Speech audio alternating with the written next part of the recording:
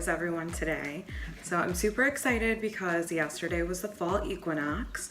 So I have been completely submerged in self-care and intention and just really working with all of my spiritual tools. So I thought today would be a great day to record a video for all of you about how I do some of my lunar rituals. So since we have an upcoming full moon in Aries, which I'm very excited about, being a fire sign myself, I love fire sign moons because I love the femininity of the moon, but I love the feistiness of the fire sign. It's a lunar property that really works well for me, and I tend to be able to manifest even more intensely, more efficiently, and with more ease and grace when it's a fire sign moon. So I'm very excited to celebrate. So I'm going to be walking you through how I do my either new moon or full moon card pull, and kind of how I pull that apart in my own mind, how I attach that to my own life and help it make sense, and then take my next steps from there. So first and foremost, everything that I have in front of me. If you guys don't know about the Wild Unknown yet, you definitely have to check it out. It's my favorite tarot deck. It's absolutely beautiful. Kim is the most wonderful, phenomenal author and artist, and I can't wait for you guys to see it if you haven't already checked it out. I have the regular tarot one, but they also do have an animal deck. So if that resonates with you, definitely check that one out. I have a rosewater candle. I have a ton of sages, California white sage, blue sage, black sage, cedar sage. So we'll definitely use a little bit of those to kind of clear out the space, cleanse off my cards, clear off my stones, and make everything nice and fresh and clean and crisp for when we do our pull. And then I have a bunch of moonstones with me. I love moonstones in general and work with them quite frequently. You can see my little puppy's nose in the frame. But especially for a new moon or a full moon, I love working with moonstones. You can bring in any stone that resonates with the new or the full moon, or that you've just really been feeling. Sometimes I'll look at them and I'll see which one stands out to me. But oftentimes it is a moonstone, especially for these areas of time. So I have all of the cards. I've pulled them out of the container, and this is my deck of cards, so I don't have to get acquainted with it as much as I would if it wasn't my deck.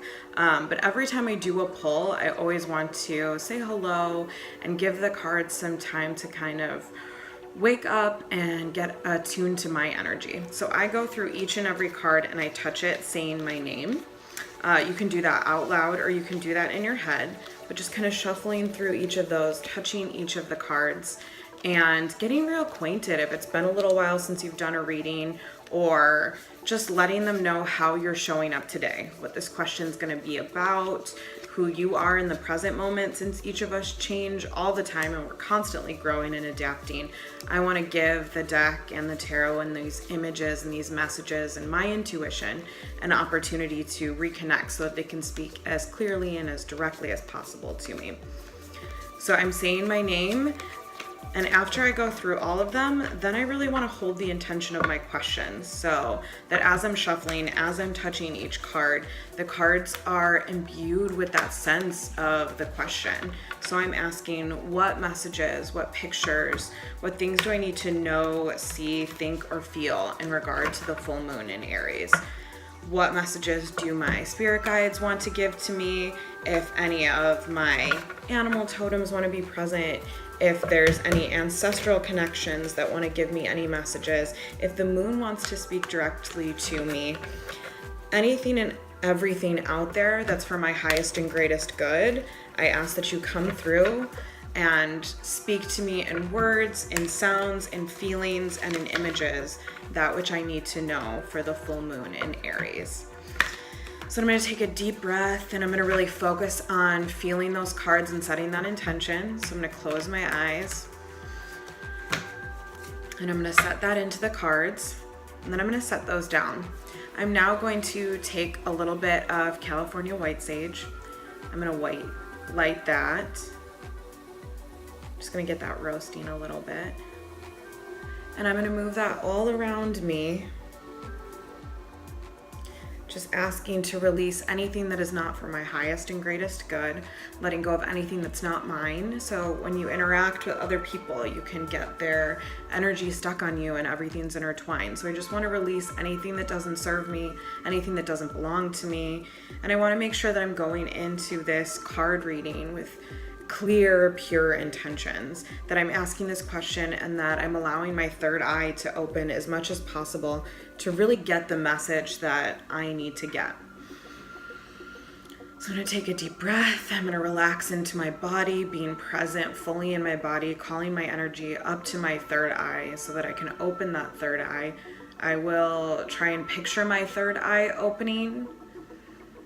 Just kind of pulling that eyelid back, opening those big eyelashes, seeing the eye, seeing the iris, seeing the color, engaging with my third eye, feeling deeply embodied, getting into the lower half of my body, getting into the back half of my body, seeing from behind my eyes, speaking my truth, feeling all of my chakras align and my crown open up. And I take a deep breath in through the nose, out through the mouth, and I ask for everyone and anyone who wants to be present for this, for my highest and greatest good, to come into this space and help me see and think and feel and interpret these messages. So now I'm going to pick up that card deck, and depending on what feels good for you, you can cut the deck and pull from the top. You can fan them out. You can do different piles and pull one from there. So just really utilizing your intuition for what card you're going to pull. So I'm going to shuffle those a little bit more, and I'm going to think my question clearly and purely, and then I'm going to pull a card that feels good. So full moon in Aries, what messages do I need to get?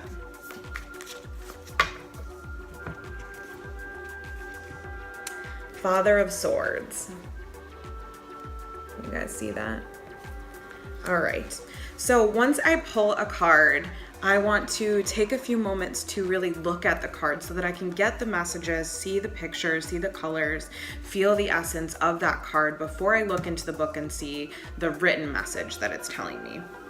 So anytime I pull a father card, that always stands out to me. I get a lot of messages about my relationship with my father, and then my relationship with the man who's going to be the father of my children. So those two messages are always very strong for me. So the word itself stands out. The fact that the sword is the only thing that's colored in this photo, and then the intensity of that look, that true like fatherly, protective, wise, kind of all-encompassing look is in the eyes of the owl. And I also see and feel a calmness to the owl.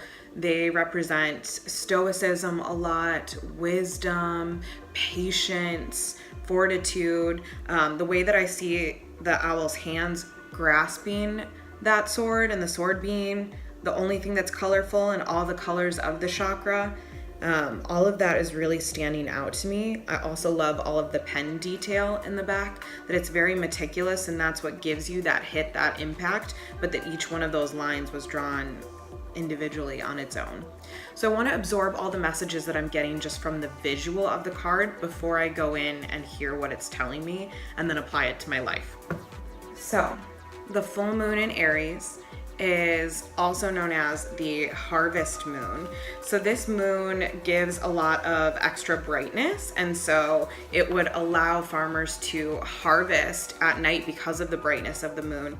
And so for me, that's really standing out because you have extra time to cultivate, to manifest, to really bring in the fruits of your labor. So I'm starting to attach that in my mind to things that I've been putting a lot of work in, a lot of effort into, and what are those extra harvests, those extra crops, those extra fruits of the labor that I can bring in. So I go to the Father of Swords. So swords is the suit, and the Father is the position card. So basically like you would see an ace, a king, a queen, or a jack in a regular deck. So the words that describe it: fair, analytical, and then the message behind it. Like all the Swords family, the Father has a gift for perception. He has a distinct ability to remove himself emotionally so that he can truly see situations from all angles. He is therefore respected by others. They usually describe him as fair or just. He's a responsible man with deep ties to his family. So for the full moon in Aries, what I'm getting from this card, And what I'm kind of linking into is the things that I'm going to collect, the fruits of my labor that are really happening during this point, are my ability to step back from things and be fair and analytical and wise and patient like the Father of Swords. So specifically with my business, when I'm manifesting, when I'm getting into the feeling, when I'm acting on it, when I'm taking spiritually aligned action, I need to utilize that skill set of leaning back a little bit, taking a deep breath, being patient, opening my intuition, and as the owl would, sitting on that branch, being patient, overseeing everything, surveying everything, looking at everything, and using the wisdom of their past experiences to understand those next best steps.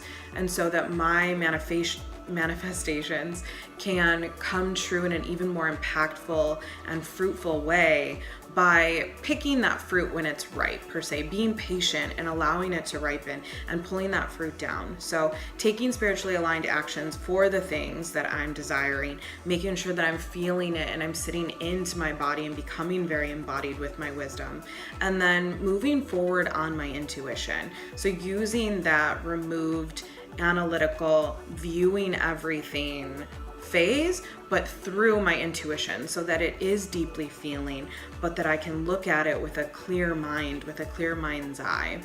So that's the first thing that I'm getting from this card when it comes to the full moon in Aries. The second message that I'm really getting is who this card represents to me. So the Father of Swords is definitely the future father of my children.